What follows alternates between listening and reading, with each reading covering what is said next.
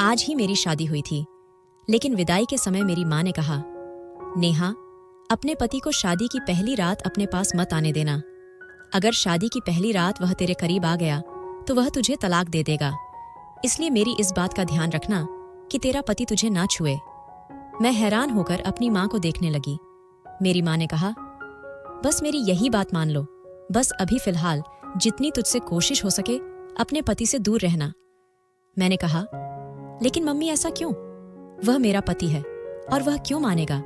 और फिर गौतम ने कितनी जिद के बाद मुझे पाया है, फिर वह भला मेरे करीब क्यों नहीं आएगा?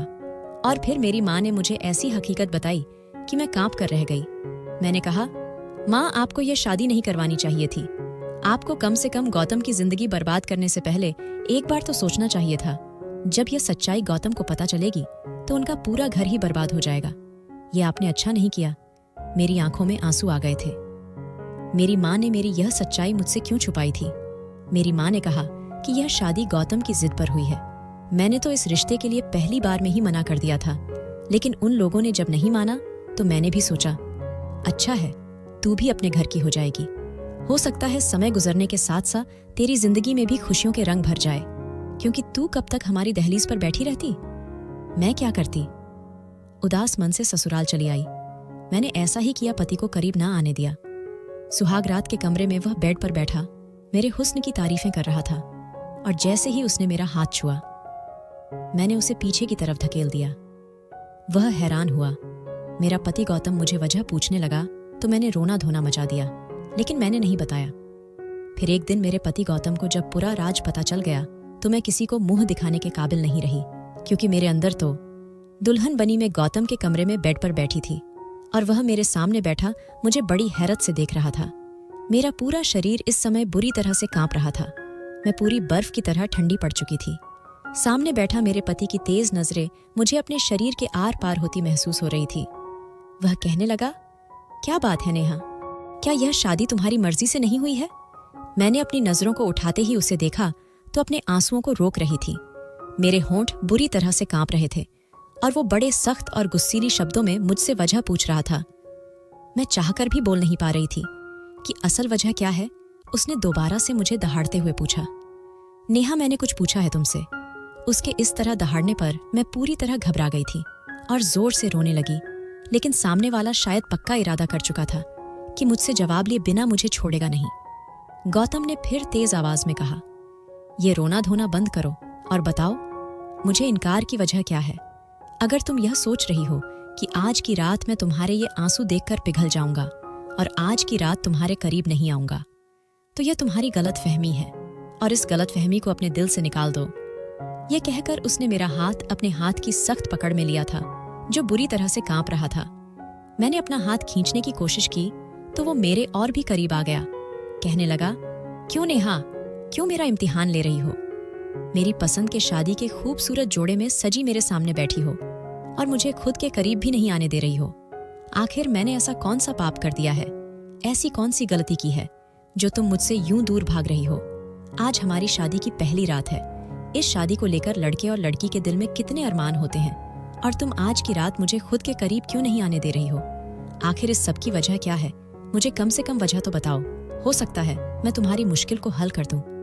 मैं फरिश्ता नहीं हूँ नेहा, जो लड़की मेरे लिए हर तरह से जायज हो चुकी हो उसे यूं सजा सांवरा बस देखकर अपना जी जलता रहूं। मैं बड़ी मुश्किल से यह समय काटा है, हर रोज तुम्हारी संगत के सपने देखे हैं। धीरे धीरे गौतम के कहने का अंदाज नशीला होने लगा था। वह मेरे चेहरे पर झूलते बाल को बड़ी प्यार से देख रहा था और मेरा दिल धड़कना भूल गया था। जितना वह आज बेताब नजर आ रहा था, मेरे लिए उसे रोकना और भी कठिन इम्तिहान बनता जा रहा था। लेकिन मैं मजबूर थी। जो राज मेरी माँ ने मुझे बताया था, अगर मेरा वह राज गौतम जान जाता तो मेरी जान ले लेता, मुझे तलाक दे देता। गौतम ने मुझे सोने की चैन मुंह दिखाई में दिया, जिसे पहनाते हुए उसकी उंगलियां बेखुदी से मेरे गले पर रेंगने लगी थी। एक करंट था जो मेरे पूरे शरीर में लगा था। मैंने झट से उसका हाथ पीछे झटक दिया और खुद भी पीछे हट गई। मैंने कहा, प्लीज गौतम, मेरी बात समझने की कोशिश करें। गौतम, मुझे बस 1 महीने का समय दे दो, मैंने विनती करते हुए कहा। लेकिन गौतम पर तो नशा सवार था। वह कुछ भी सुनने के मूड में नहीं था।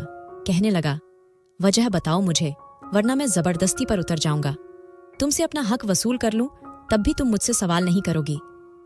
वह भी शायद ठान कर बैठा था कि मेरी बात नहीं मानेगा, लेकिन गौतम की इतनी नजदीकियां मेरे लिए कौन सी नई आजमाइश लाने वाली थी। वह मैं जानती थी, लेकिन मैं उसे रोक नहीं सकती थी। जैसे जैसे वह मेरे करीब बढ़ रहा था, मेरी हालत खराब होने लगी थी। मैं इस कदर बदहवास और परेशान थी कि वहीं बेहोश होकर बेड पर गिर गई। मेरे कानों में गौतम की आवाज गूंज रही थी। वह मुझे नेहा नेहा पुकार रहा था, मुझे बाजू से हिलाते जा रहा था। शायद उसे अंदाजा नहीं था कि मैं होशो हवास खो बैठूंगी। शायद मैं होश से बेगाना हो रही थी, या फिर ये उन दवाओं का असर था जो फेरों के बाद अपनी माँ की बातें सुनकर मैंने खाई थी। जो खुलासा मेरी माँ ने मुझ पर किया था, मैं चाहकर भी अपने पति को अपने करीब नहीं आने दे सकती थी। यह भी नहीं था कि मेरी जिंदगी में कोई दूसरा मर्द था। मुझे गौतम बेहद पसंद था। यह बात भी नहीं थी कि अतीत में मेरे साथ कोई ऐसा हादसा पेश आया था कि मुझे इस राज के खुल जाने का डर था। ऐसा कुछ नहीं था, लेकिन जो समस्या मेरे साथ थी वह शायद ही किसी लड़की के साथ हो। खैर, जब मुझे होश आया तो मैं हॉस्पिटल के कमरे में थी। मेरी सास और गौतम मेरे पास परेशान खड़े थे। मेरी सास मुझसे मेरी खैरियत पूछ रही थी। लेडी डॉक्टर ने कहा कि अब यह बिल्कुल ठीक है, आप इन्हें घर ले जा सकते हैं। कुछ देर में हम घर आ गए। मेरी सास मुझे आराम का कहकर मेरे कमरे में मुझे छोड़कर चली गई। मैं अपने बेड पर लेट गई। घर पर अब भी मेहमान मौजूद थे। शादी वाला घर था। मेहमानों का होना तो कोई बड़ी बात नहीं थी। मुझे गौतम की कजिन्स की बातों की आवाज आ रही थी, जो गौतम से मजाक कर रहे थे कि एक ही रात में ऐसा भी तुमने अपनी पत्नी के साथ क्या कर दिया कि बेचारी बेहोश हो गई। अरे नाजुक सी लड़की थी, प्यार मोहब्बत से काम लेना चाहिए था, और तुमने तो उस नाजुक से फूल को मसल कर ही रख दिया। लोगों को तो बातें बनाने का मौका मिल गया था। पता नहीं सब लोग क्या समझ रहे थे। मुझे अपने अंदर शर्मिंदगी सी महसूस हो रही थी। मेरी वजह से गौतम सबके सामने शर्मिंदगी उठा रहा था। कोई कह रहा था 4 दिन अब कमरे की तरफ भी मत जाना। कोई मेरे सास से कह रहा था आप खुद दुल्हन के पास रहिए। गौतम की शक्ल देखकर कहीं दुल्हन फिर से बेहोश न हो जाए। हंसी और ठहाकों की आवाजें ने मुझे अपनी ही नजरों में गिरा रही थी, लेकिन मैं भी मजबूर थी। अगर असल वजह अपने पति को बता देती तो तलाक देकर वह मुझे धक्के मारकर अपने घर से निकाल देता। अगर कुछ भी ना बताती तो संबंध बनाने के कुछ ही महीने बाद ही वह जान जाता। मैं किस मोड़ पर आकर खड़ी हो गई थी। कुछ दिन तक मेरी सास ही मेरे पास आती रही। मुझे खाना भी वही खिलाती थी। बहुत ही नरम दिल औरत थी, बहुत ही अच्छी और मोहब्बत करने वाली। धीरे धीरे सारे मेहमान भी जा चुके थे। मेरी तबीयत भी अब सुधर चुकी थी, इसलिए मैंने खुद ही किचन के काम संभाल लिया। हालांकि मेरी सास ने मुझे बहुत मना किया था। गौतम बहुत चुप चुप सा था। खाने के बीच भी मुझे शिकवा भरी नजरों से देखता रहता। मेरी ससुराल में बस मेरी सास और मेरी पति ही रहते थे। गौतम मेरी सास की इकलौती औलाद थी। वैसे तो सब मेहमान जा चुके थे, लेकिन मेरी सास ने अपने दोस्त और उसकी बेटी को अपने पास ही रोक लिया था। मेरे सास के दोस्त की बेटी मेरी ही उम्र की थी। उसके बीए के पेपर हो चुके थे, इसलिए माँ बेटी ने महीना भर यही रहने का प्लान बनाया हुआ था।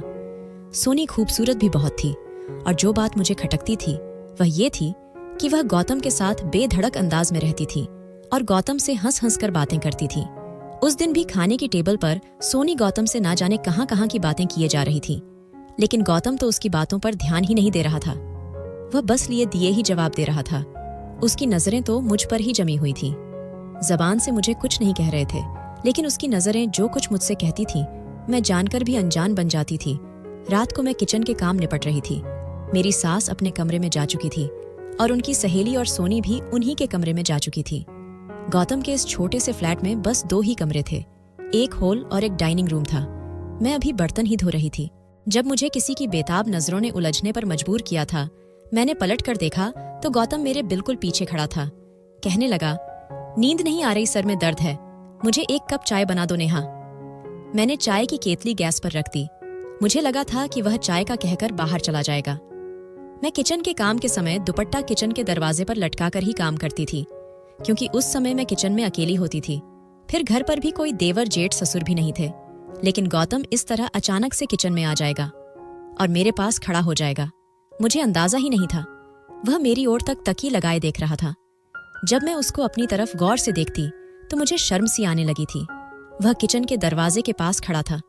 बिल्कुल वहीं पर मेरा दुपट्टा भी टंगा हुआ था। मैं वहां से दुपट्टा उतारकर अपने ऊपर डाल भी नहीं सकती थी।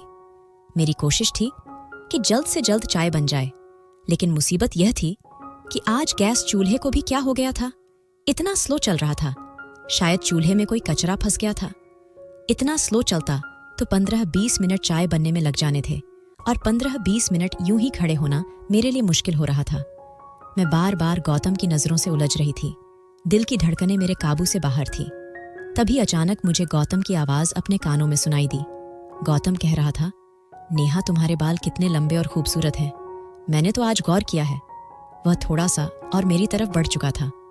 किचन थोड़ा छोटा सा था, इसलिए वह मेरे बहुत ही करीब पहुंच चुका था। मैं उस समय बहुत नर्वस हो रही थी। वह बिल्कुल मेरे सामने आकर खड़ा हो गया। मेरे चेहरे को गौर से देखने लगा। वो बोला, जानती हो, मैंने जब तुम्हें पहली बार अपने दोस्त की शादी पर देखा था, तुम्हारी मुस्कुराहट से तुम्हारे चेहरे पर पड़ने वाले डिंपल ने मेरा दिल ही मुझसे छीन लिया था। मैं जब तक उस शादी के फंक्शन में मौजूद रहा, मेरी नजर लगातार तुम पर थी।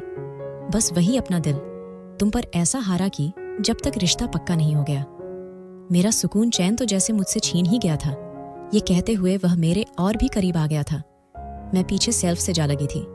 गौतम प्लीज पीछे हटो, मुझे अपना दुपट्टा लेना है। मैंने अपने माथे पर आए हुए पसीने को साफ किया था। गौतम ने कहा, क्यों, यहाँ कोई गैर है क्या जिससे तुम्हें अपने आप को छुपाना है? पति पत्नी तो वैसे भी एक दूसरे के होते हैं। गौतम मुझसे और भी करीब हो गया और मुझे कमर से पकड़ लिया और अपने होंठ मेरी गर्दन पर रख दिया। उसकी गर्म गर्म सांसों से मैं पिघलने लगी थी। मेरी हालत अब और भी ज्यादा खराब होने लगी थी। इससे पहले कि वह मेरे चेहरे को अपने हाथों में लेता, मैं उसे पीछे धक्का दिया और किचन से बाहर निकल गई और तेजी से अपने कमरे में जाकर दरवाजा बंद कर लिया। मैं कैसे गौतम की बढ़ती हुई बेकरारियों को रोक सकती थी? वह पति था मेरा, मुझसे मोहब्बत करता था। उसने अपने दोस्त की शादी में मुझे पसंद कर लिया था और मेरे घर रिश्ता भेज दिया था। मेरी माँ ने पहले पहले इस रिश्ते के लिए मना कर दिया था, और जब तक यह रिश्ता पक्का नहीं हो गया था, उसने हमारे घर की दहलीज नहीं छोड़ी थी। वो ना जाने कब से मेरे इंतजार में था, और जब आज मैं उसकी पत्नी बनकर उसके घर में मौजूद थी, तो वह मुझे जी भरकर प्यार भी नहीं कर सकता था, क्योंकि मैंने उसे इजाजत नहीं दी थी। वह अपनी जगह सही था, लेकिन जिस मुश्किल में मैं फंस चुकी थी, वह मेरे लिए एक मुसीबत बन गई थी। टेंशन के कारण मैं रोने लगी थी। पत्थर की तो मैं भी नहीं थी। एक नेचुरल सा रिश्ता था। जितनी मेरी मोहब्बत और संगत की तड़प गौतम को थी, मैं भी उसकी संगत के लिए तड़प रही थी। जी चाहता था कि उसकी मजबूत बाहों में समाकर दुनिया के सारे गमों को भुला दूं, लेकिन बस मेरी मजबूरी मेरे आड़े आ जाती थी। रोते रोते पता नहीं कब मेरी आंख लग गई थी। सुबह जब उठी तो गौतम ऑफिस जा चुका था। मैंने अपनी सास से गौतम की इतनी जल्दी ऑफिस जाने की वजह पूछी तो मेरी सास ने कहा, पता नहीं, कह रहा था ऑफिस में कुछ जरूरी काम है। मुझे याद आया, मैंने तो रात भर अपना कमरा अंदर से लॉक रखा था। शायद गौतम वही हॉल में सोफे पर ही सो गया होगा। उसके कपड़े और बैग वगैरह भी तो कमरे में ही थे। मैं समझ गई, गौतम ऑफिस नहीं गया, बल्कि वह घर से कहीं चला गया है। अब मुझे गौतम की चिंता होने लगी। पता नहीं वह कहाँ चला गया होगा। वह मुझसे नाराज था। पूरा दिन मेरा इसी चिंता में निकल गया था। शाम 4 के करीब वह आया था। वो सीधा कमरे में चला गया। उसके बाद से गौतम ने मुझसे बातचीत करना बिल्कुल बंद कर दी। वह बिल्कुल भी मेरी तरफ नहीं देखता था। एक बार उसके ऑफिस के कपड़ों पर प्रेस करने लगी तो उसने मेरे हाथ से छीन लिया। कहने लगा, मेरे काम करने की तुम्हें कोई जरूरत नहीं है। यह कहकर उसने अपने कपड़े सोनी को दे दिया। नाश्ते का भी उसी से कहने लगा। मैं बेचैन सी होकर रह गई थी। गौतम का रवैया शायद मेरे साथ ठीक ही था। वह कब तक मेरे साथ नरमी से रह सकता था, लेकिन मेरी जान पर उस समय बन आई जब मैंने सोनी को गौतम के आगे पीछे घूमते देखा। वह बड़ी खुशी से दौड़ दौड़ कर गौतम के सारे काम कर रही थी।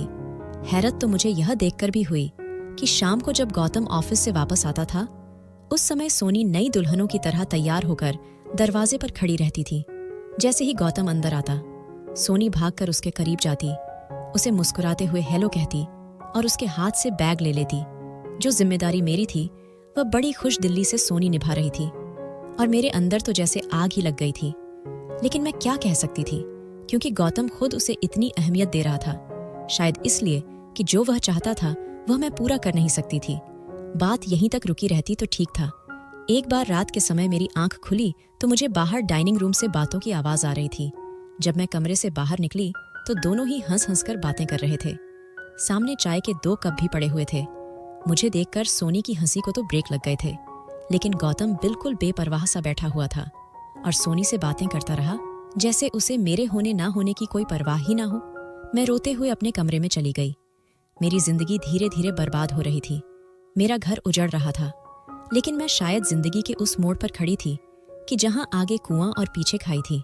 अगर मैं हकीकत गौतम को बताती तब भी मेरा घर बर्बाद हो जाना था, और ना बताती तब भी यह सोनी नाम की लड़की मेरी जगह ले लेती। औरत सब कुछ सह सकती है, लेकिन सौतन का दुख नहीं। मेरे और गौतम के बीच जो कुछ भी था, मैं नहीं चाहती थी कि सोनी बीच में आए। इसीलिए मैंने अपनी सास से कहा कि सोनी को काफी दिन हो गए हैं यहाँ आए हुए, ये वापस कब जाएगी। हालांकि सोनी की माँ को गए हुए काफी दिन हो गए थे। सोनी यह कहकर रुक गई थी कि मैं कुछ दिन और यहाँ रुकना चाहती हूँ। मेरी सास कहने लगी कि मैं भी उसे कह चुकी हूँ कि अब तो तुम्हें आए हुए बहुत दिन हो गए हैं, तुम अब अपने घर जाओ। लेकिन यह गौतम है कि उसे मना किया जा रहा है। वह जाने का मन भी बनाती है तो गौतम उसे रोक लेता है। यह सुनकर तो मेरा दिल जैसे किसी ने मुट्ठी में जकड़ लिया था। गौतम क्यों चाहता था कि वह यहाँ से न जाए। एक बार मैं किचन से बाहर आई तो दोनों ड्राइंग रूम में बातें कर रहे थे। मैं दरवाजे पर ही खड़ी हो गई। उनके बीच होने वाली बातें ही कुछ ऐसी थीं, मेरे होश उड़ाने के लिए काफी थी। पहले मैं नहीं जानती थी कि उन दोनों के बीच क्या चल रहा है, लेकिन आज इस राज से भी पर्दा फांस हो चुका था। मैं तो इस गलत फहमी में जी रही थी कि गौतम मुझसे मोहब्बत करता है, लेकिन हकीकत तो शायद कुछ और ही थी। क्योंकि जो मैंने सुना था उसके बाद मेरे दिल में यह झलझला सा आ गया था कि मेरा पति मुझसे मोहब्बत नहीं करता है। शायद ये शादी उसकी मजबूरी रही होगी, वरना मोहब्बत तो उसे सोनी से ही थी, और सोनी उसके कहने पर ही यहाँ रुकी हुई थी। मैं रोते हुए अपने कमरे में चली गई। रात का खाना भी नहीं खाई। मेरी सास मेरे पास आई और कहने लगी कि तुम खाना क्यों नहीं खा रही। मैंने सर दर्द का बहाना बना दिया। आधी रात मैंने रोकर गुजारी थी। रात 2 बजे मुझे ड्राइंग रूम से फिर सरगोशियों की आवाजें आने लगी। मैं अपने कमरे से बाहर निकली तो ड्राइंग रूम का दरवाजा बंद था। मैंने ड्राइंग रूम की खिड़की से देखा तो मेरे होश उड़ गए। सोनी गौतम की बाहों में थी। एकदम से मेरी आंख खुली थी। मेरा शरीर बुरी तरह से कांप रहा था। मैं पसीने से भीग चुकी थी। भगवान को धन्यवाद किया कि जो मैंने देखा वह एक सपना था। मैं उठकर जल्दी से अपने कमरे से बाहर निकली। हॉल में खामोशी छाई हुई थी। मैं ड्राइंग रूम में गई। गौतम अपने लैपटॉप पर कोई काम कर रहा था। मैं रोते हुए उसके पास बैठ गई। वह मुझे देखकर कुछ परेशान हुआ। कहने लगा, क्या बात है, रो क्यों रही हो। मैंने कहा, गौतम, आप आज के बाद सोनी से बात नहीं करेंगे। मेरी बात पर पहले तो वह कुछ देर तक मुझे देखता रहा, फिर अपना लैपटॉप बंद कर दिया। कहने लगा, क्यों ना बात करूं। मैंने कहा, आपके दिल में सोनी थी तो मुझसे शादी क्यों की आपने। वह कहने लगा, मुझसे बहुत बड़ी भूल हो गई जो मैंने सोनी की कदर नहीं की और तुम्हारे हुस्न का दीवाना बन बैठा और तुमसे शादी कर ली। सोनी मुझसे पहले से ही मोहब्बत करती है और मुझसे शादी करना चाहती है, और अब मुझे भी इस बात का एहसास हो गया है, इसलिए मैं सोनी से शादी करना चाहता हूँ। यह सुनकर तो मेरा दिमाग ही चकरा गया था। मैं फुट फुट के रोने लगी। मैंने कहा, आप ऐसा नहीं कर सकते, मुझे यूं बर्बाद नहीं कर सकते। मैं मर जाऊंगी आपके बगैर गौतम। मैं आपसे बहुत मोहब्बत करती हूँ। मेरी बात सुनकर गौतम ने मेरा हाथ पकड़ा और कमरे में लेकर आया और कमरे का दरवाजा बंद कर दिया। कहने लगा, बस यही तो सुनना चाहता था। मैं यह जानता था कि तुम्हारे दिल में क्या है, इसलिए मैंने सोनी से विनती की थी कि वह मेरे साथ मिलकर यह ड्रामा करे। नेहा सोनी मेरी सगी बहन है। मम्मी की सहेली की कोई औलाद नहीं थी, इसलिए मम्मी ने सोनी को उन्हें दे दिया था। यह बात मेरे लिए एक नया खुलासा थी। फिर गौतम बोला कि तुम्हारी दूरियों ने मुझे बेहद परेशान कर रखा था। मुझे लगा शायद तुम किसी और से मोहब्बत करती हो, इसलिए मुझसे दूर रहने के बहाने ढूंढती हो। इसलिए मैंने सोनी के साथ मिलकर यह ड्रामा किया था, और आज तुम्हारे इजहार ने मेरे अंदर एक इत्मीनान और सुकून भर दिया है। शायद तुम्हारी मुझसे दूरी एक नेचुरल झिझक थी। गौतम मेरे करीब आने लगा, इतना करीब कि उसने मुझे अपनी बाहों में भर लिया। गौतम ने मदहोश होते हुए कहा, नेहा, अपने दिल दिमाग से सारा डर निकाल दो। मैं तुम्हारा पति हूँ, तुमसे बेइंतहा मोहब्बत करता हूँ, तुम्हें कभी कोई तकलीफ नहीं पहुंचाऊंगा। इस बार मैं उसे रोक नहीं पाई, क्योंकि अपनी जबान से मैं इजहार मोहब्बत कर चुकी थी। पूरी रात मेरी डर में गुजरी थी कि जिस दिन मेरा सच गौतम को पता चल गया, वह दिन मेरा इस घर में आखिरी दिन होगा। खैर, मेरी संगत पाकर गौतम बेहद खुश था। कुछ दिनों बाद सोनी भी वापस चली गई थी।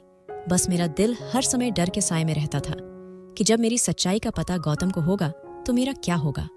हमारी शादी को कुछ ही महीने गुजर पाए थे जब एक बार मेरी सास खाने के बीच कहने लगी, गौतम मुझे जल्द से जल्द पोते या पोती की खुशखबरी भी सुना दो। तुम मेरी इकलौते बैठे हो और मैं चाहती हूँ कि मैं जल्द से जल्द दादी बन जाऊं। इस सुने आंगन में एक छोटे से बच्चे की किलकारियां गूंजे। यह सुनते ही मेरे हाथ से प्लेट गिर गया था। मैंने जल्दी से प्लेट उठाई। गौतम ने मेरी तरफ देखकर कहा, क्या बात है नेहा, तुम इतना परेशान क्यों हो रही हो? मैं उसे क्या जवाब देती? मेरी तो भूख ही मिट चुकी थी। फिर गौतम ने मुस्कुराते हुए अपनी माँ को तसल्ली दी कि माँ, अभी इतनी भी जल्दी क्या है आपको? यह खुशखबरी भी जल्दी ही मिल जाएगी। लेकिन मेरी सास को तो बहुत ही जल्दी थी, और शायद उनके यह जल्दबाजी कुछ नेचुरल भी थी। उनके 2 ही तो बच्चे थे। सोनी को उन्होंने अपनी सहेली को दे दिया था। उनके पास सिर्फ गौतम था। न जाने कितने वर्षों से यह घर सूना पड़ा हुआ था, इसीलिए उन्हें बच्चों की बहुत ज्यादा जल्दी थी। अपनी माँ के बार बार कहने पर गौतम मुझे एक लेडी डॉक्टर के पास ले गया। उसने बहुत से टेस्ट लिखकर दे दिए। मेरा दिल बेहद बेचैन था। जो भी हो रहा था अच्छा नहीं हो रहा था। मैंने डरते डरते गौतम से कहा कि मम्मी को इतनी भी जल्दी क्या है बच्चों की? गौतम ने तो मेरा हाथ हमकर बोला, नेहा, बच्चे तो मुझे भी बहुत पसंद है। मैं तो चाहता हूं भगवान मुझे एक ही बार में 2 बच्चे दे दे। गौतम की बातें मेरा दिल दहलाने के लिए काफी थी। जो हकीकत मेरी माँ ने मुझे बताई थी, मैं जानती थी कि मैं इस खुशी को गौतम को नहीं दे सकती, और जिस दिन यह बात गौतम को पता चली, वह दिन मेरा इस घर में आखिरी दिन होगा। वह मुझे कभी भी सच्चाई के साथ स्वीकार नहीं करेगा। फिर वह समय भी आ गया था जिस दिन मेरा अल्ट्रासाउंड हुआ था। उस दिन मेरी रूह जैसे मेरे शरीर से निकल रही थी। जिस तरह से अल्ट्रासाउंड करने वाली बार बार मेरे चेहरे की तरफ देखती, तो कभी अल्ट्रासाउंड की स्क्रीन की तरफ, तो मेरी जान जाती हुई महसूस हो रही थी। मेरी आंखों से आंसू बहने लगे। मैं डॉक्टर से विनती की कि वह मेरे बारे में मेरे पति को कुछ न कहे, लेकिन वह कहने लगी, यह तुम कैसी बातें कर रही हो? हमें ये ऑनऑर्डर नहीं है, और वैसे भी अगर मैं नहीं बताऊंगी तो कोई और अल्ट्रासाउंड वाला बता देगा। यह बात ज्यादा दिनों तक छुप नहीं सकती। भलाई इसी में है कि आप अपने पति को खुद ही सच्चाई बता दें। मैं उससे विनती करने लगी कि मेरा घर टूट जाएगा, लेकिन शायद मेरी किस्मत ही खराब थी। मेरी रिपोर्ट गौतम तक पहुंच गई थी। जैसे ही लेडी डॉक्टर ने वह रिपोर्ट देखी तो मुझे हैरत से देखने लगी, और उसने मेरे रिपोर्ट की सारी सच्चाई गौतम को बता दी। और मैं यूं थी कि पत्थर की तरह कुर्सी पर बैठी हुई थी। मेरा सच गौतम को पता चल चुका था। गौतम के बदलते हवाल और बदलती रंगत मेरी जान निकाल रही थी। घर जाते ही मेरे सास ने गौतम से मेरी रिपोर्ट्स के बारे में पूछने लगी, तो गौतम कहने लगा, अभी डॉक्टर ने कुछ नहीं बताया है। ये सुनकर मुझे थोड़ी राहत मिली, क्योंकि अगर मेरी सास को पता चल जाती तो उसी वक्त मेरे हाथ पकड़कर मुझे घर से निकाल देती। मैं चुपचाप अपने कमरे में चली गई थी। उस समय मेरी बेचैनी अपने चरम सीमा पर थी। मेरी जान निकली हुई थी। गौतम न जाने कमरे में आकर मुझे कौन सी सजा सुनाने वाला था। गौतम जब कमरे में आया तो उसकी आंखें लाल थीं। मेरा दिल था कि धड़कना भूल गया हो। मेरे आंसू बह रहे थे। वह मेरे पास आकर बैठ गया।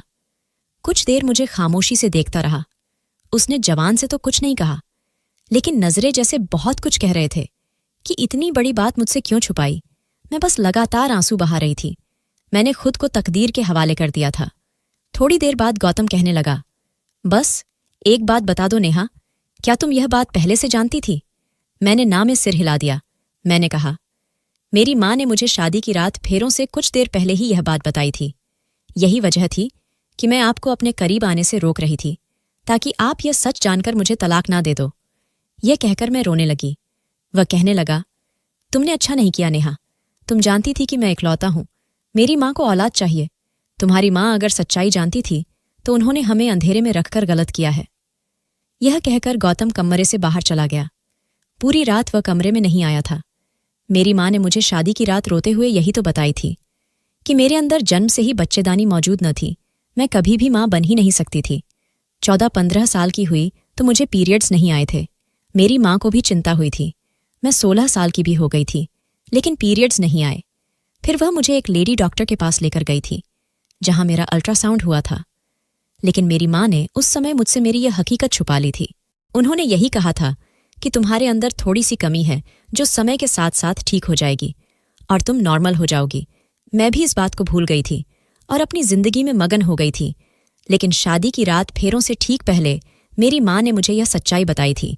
फिर मुझे यह भी कहा गया कि जितना हो सके तुम गौतम से दूर रहना, क्योंकि अगर वह तुमसे संबंध बनाएगी तो जाहिर है कुछ समय के बाद बच्चों के बारे में भी कहेगा, और उसके लिए जब वह तुम्हें डॉक्टर के पास लेकर जाएगा तो यह हकीकत उस पर खुल जाएगी। और आज वह दिन आ चुका था। मेरी हकीकत गौतम पर खुल चुकी थी। मैं फुट फुट का रो रही थी, लेकिन वह एक बार भी मेरे आंसू पोंछने नहीं आया। सुबह तक मैं समझ चुकी थी कि मुझे क्या फैसला सुनाया जाने वाला है। जब मैं सुबह कमरे से बाहर निकली तो गौतम अपने ऑफिस जा चुका था। पूरा दिन मेरा बेचैनी से गुजरा था। जब वह घर वापस आया तो उसके चेहरे पर एक उदासी सी छाई हुई थी। उसने हाथ में रिपोर्ट्स पकड़ी थी जो मेरी सास के सामने रखी थी। मेरी तो जान ही निकल गई थी, लेकिन फिर मुझे पता चला कि मेरी सास बिल्कुल अनपढ़ है। कहने लगी, गौतम, मुझे इन रिपोर्ट का क्या पता कि इसमें क्या लिखा है।